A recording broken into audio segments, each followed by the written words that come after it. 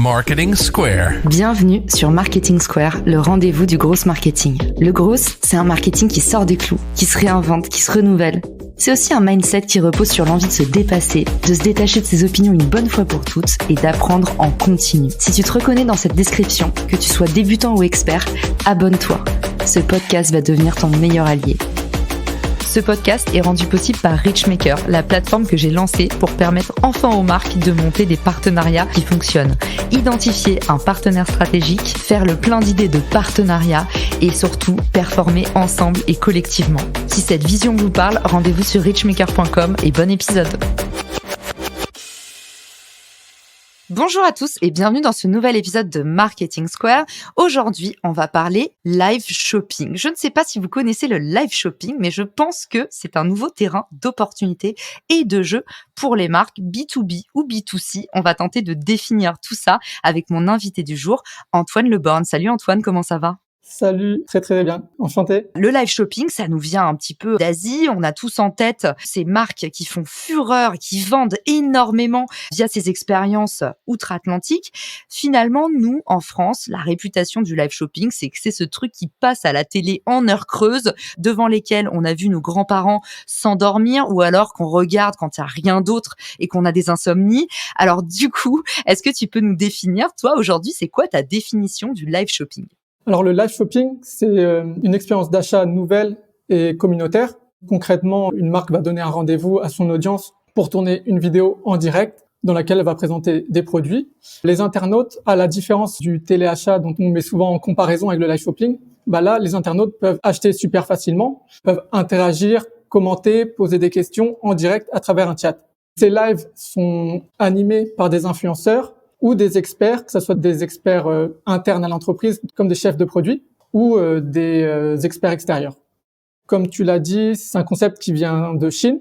Ça a été créé en 2016 et en l'espace de 4 ans, c'est devenu vraiment omniprésent là-bas. Actuellement, en Chine, on peut tout vendre à travers le live shopping, que ce soit des produits de beauté, des vêtements, des bijoux, des meubles. Et j'ai même vu que des agriculteurs vendent leurs récoltes directement en live. Donc c'est assez fou.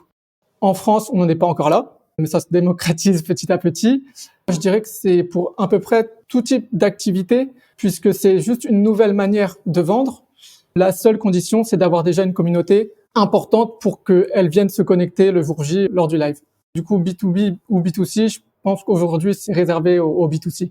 Moi, j'aime beaucoup ramener les codes du B2C au B2B. Tu vois, par exemple, les jeux concours, il y a quelques années, c'était réservé au B2C. Ça arrive dans le B2B. Donc, c'est pour ça que je me posais la question. Et finalement, de plus en plus d'indépendants arrivent avec justement dans la tête de ramener plus de transparence dans leurs activités, dans leur offre de service. Donc, je me posais la question à toi, grand spécialiste, est-ce que tu avais vu ce type d'initiative ou pas ? J'ai déjà vu des entreprises B2B qui s'y intéressent. Pourquoi pas, ça permet un peu de changer du salon commercial classique et d'avoir ses clients ou ses prospects et de pouvoir discuter avec eux super facilement.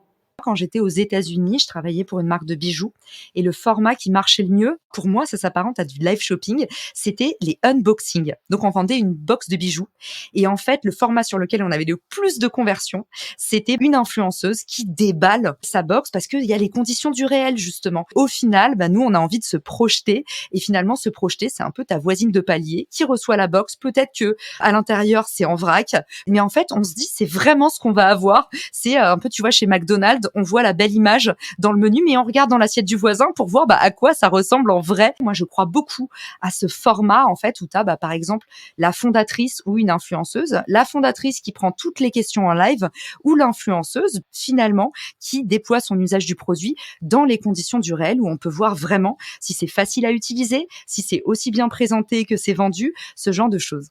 Je suis complètement aligné avec toi et je pense qu'en fait, le mot-clé ici, c'est l'authenticité. Plus grand monde veut voir du téléachat comme à l'époque où ce sont des animateurs sur un plateau qui nous parlent d'objets qu'ils ne connaissent pas, disons peu de crédibilité et aucune responsabilité sur les produits qu'ils vendent. Là, sur le live, c'est différent. C'est des marques qui montent leurs produits. Les animateurs sont directement responsables de ce qu'ils vendent.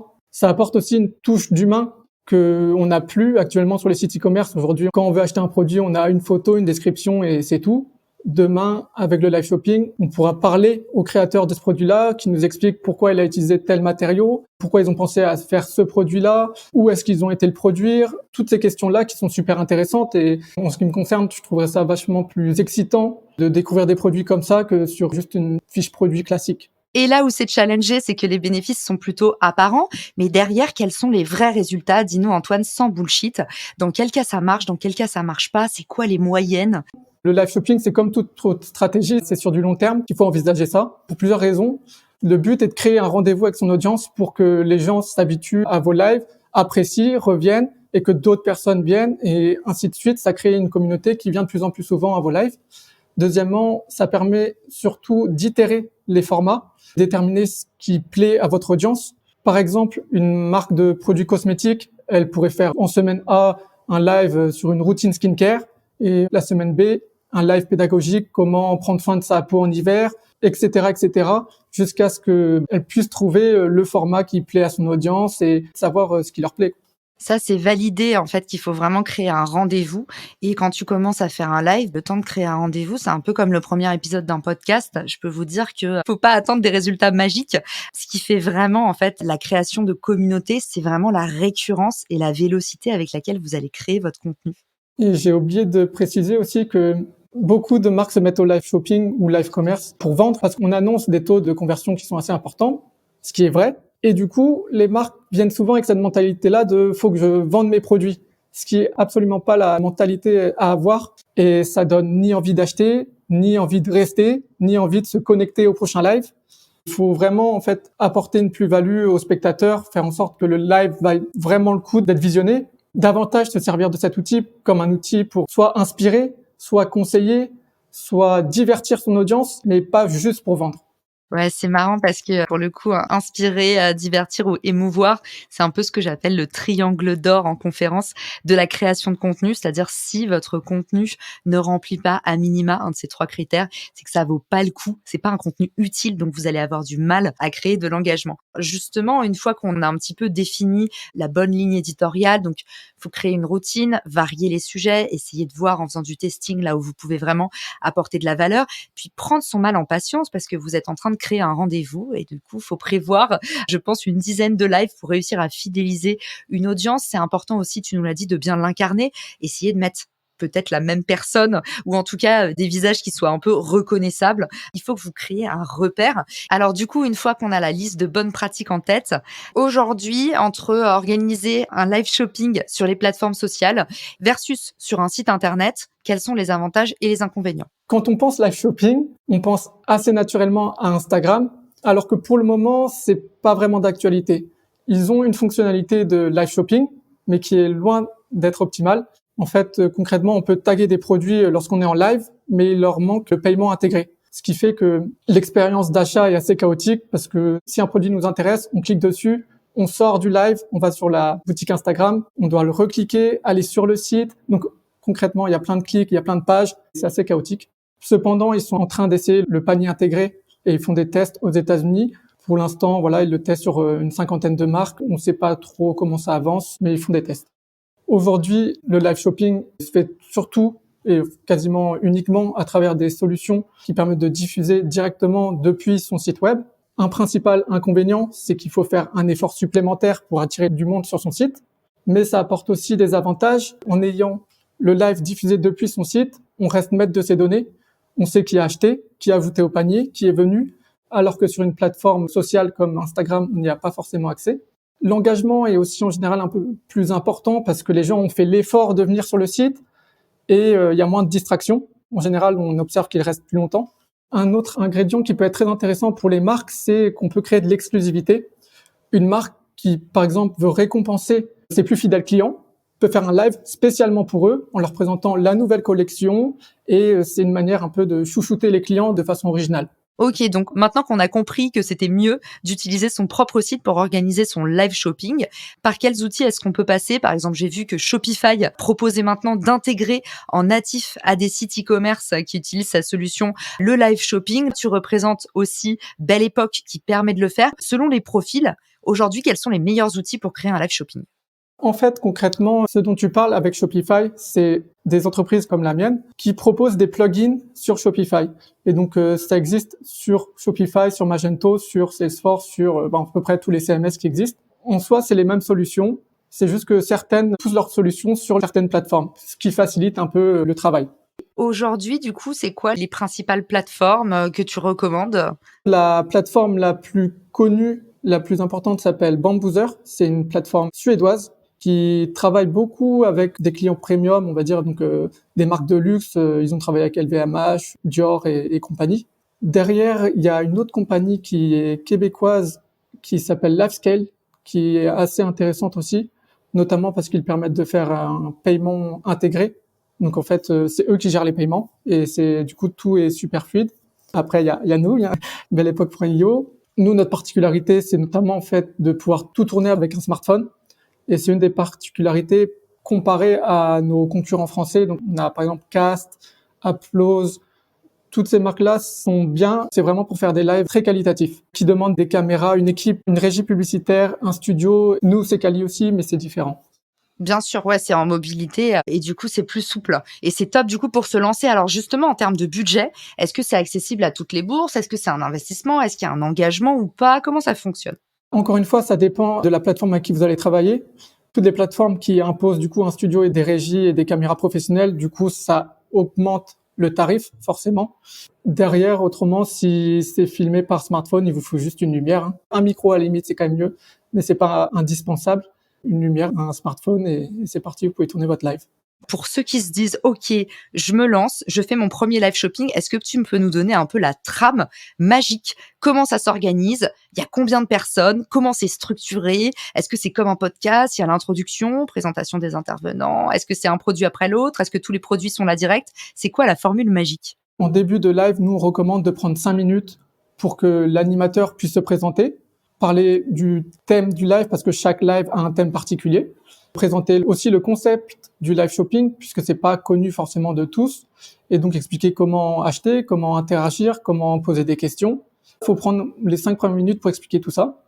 Dans le live, faut essayer de créer un maximum d'interactivité. Donc l'animateur doit répondre aux questions qu'on lui pose, prendre des pauses de 5 minutes pour répondre aux questions et lui-même aussi poser des questions aux spectateurs pour maintenir leur attention. Est-ce que vous avez acheté quelque chose? Qu'est-ce que vous en pensez? Quelle couleur vous aimeriez avoir en plus? Tout type de questions. Faut aussi penser à créer des pics d'intérêt pour rythmer l'événement en préparant des surprises. Donc des jeux concours, des réductions, des cadeaux, des nouveautés. Faut vraiment que les gens soient là devant leur écran et à regarder et pas en train de faire la cuisine, quoi. C'est vraiment plus intéressant s'ils sont à fond derrière le live.